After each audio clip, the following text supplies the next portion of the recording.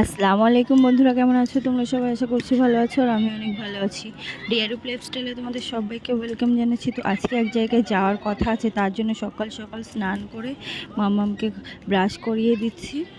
ও brush তো একদমই করতে চাইছে না, কারণ ওর এখন ওঠার সময় হয়নি। ও একটু লেটেই ওঠে সকালে, আর তাড়াতাড়ি করে ওকে তুলে দিয়েছিলাম, তার জন্য কান্নাও করছে।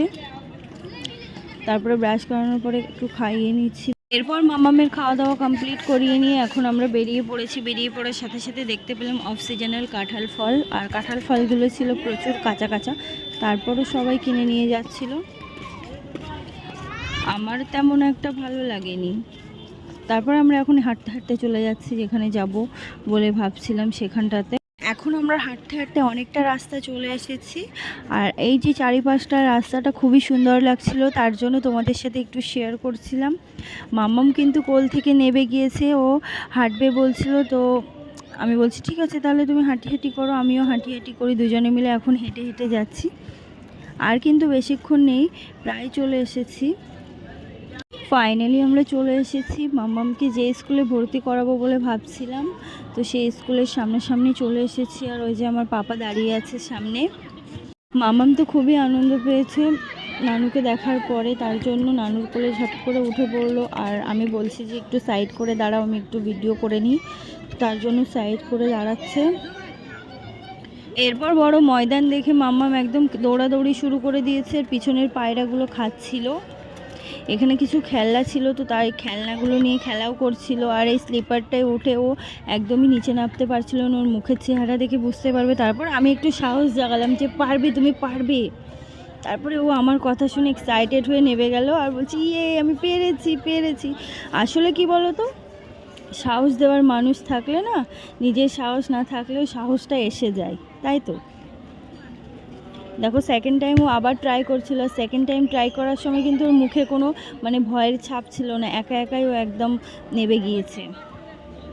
আবার এনজয় করছিল যে হ্যাঁ আমি পেরেছি পেরেছি।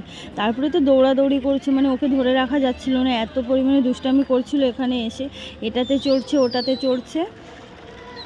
এখানে আসার পরপরই না সে আমাকে আর চিনতে পারছে না, মনে হচ্ছে যেন আমি কে না কে। আমাকে ও চেনেই না, নিজের মতো করে দৌড়াচ্ছে, নিজের মতো করে করছে। দেখো পড়ে গেল, আর এই পড়ে যাওয়াটাই ওর প্রচুর পরিমাণে লেগেছিল। তারপরে উঠে দাঁড়িয়ে আবার কি হাঁটাহাঁটি করছে, আর বলছে তুমি যেন আমার সাথে আসবে না। দেখো ওই যে বলছে। এখন আবার খেলা করার জন্য ওই স্লিপারের ওপর ওঠার জন্য যাচ্ছে, কারণ একবার সাহস জাগিয়ে দিয়েছি, বারবার যাচ্ছে।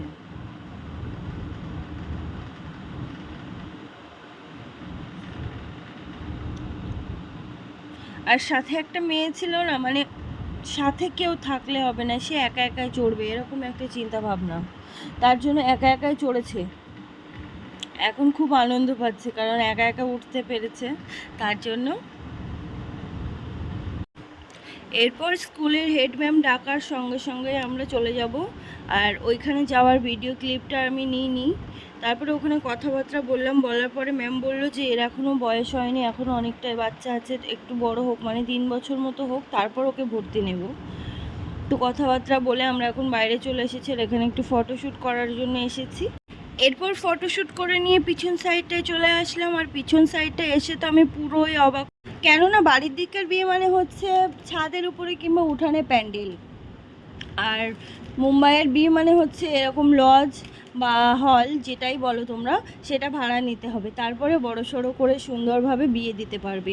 আর সবার সামর্থ্য তো সমান হয় না, না সবাই তো আর এরকম লজ বা হল ভাড়া নিয়ে বিয়ে দিতে পারবে না নিজের সন্তানদেরকে। তার জন্য না আর একটা সিস্টেম আছে, কি বলো তো, ওই যে ছোট ছোট ময়দানগুলো আছে, ওই ময়দানগুলোতে ছোট্ট করে প্যান্ডেল করে ওখানেও বিয়ে দিতে পারে। হ্যাঁ, তোমাদের সাথে আর একটা কথা শেয়ার করা হয়নি, সেটা হচ্ছে এই জায়গাটাতে না স্কুল, কলেজ অ্যান্ড বিয়েবাড়ির লজ তিনটেই একসাথে আছে, ভাগ ভাগ করা আছে। একটা বড় একটা ময়দানের মাঝখানে বিয়েবাড়ির কিছুটা সাইড আছে, কিছুটা হচ্ছে ওই যে কলেজের সাইড আছে, আর স্কুলের সাইড আছে বাচ্চাদের, এটাই ব্যাস। আর এটা হচ্ছে বিয়েবাড়ির পিছন সাইডটা, এখানে ওই রান্না বান্না করে। এরপর আমরা বাইরে চলে এসেছি। বাইরে চলে আসার পরে অনেকগুলো পায়রা একসাথে বসে খাচ্ছিল, আর মাম্মাম আসার সাথে সাথেই পায়রাগুলো উড়ে গিয়েছে, কারণ ওই পায়রার মাঝখান দিয়েই দৌড়ে চলে গেল। ওর তো দুষ্টামি সবসময় চোখে মুখে লেগেই থাকে।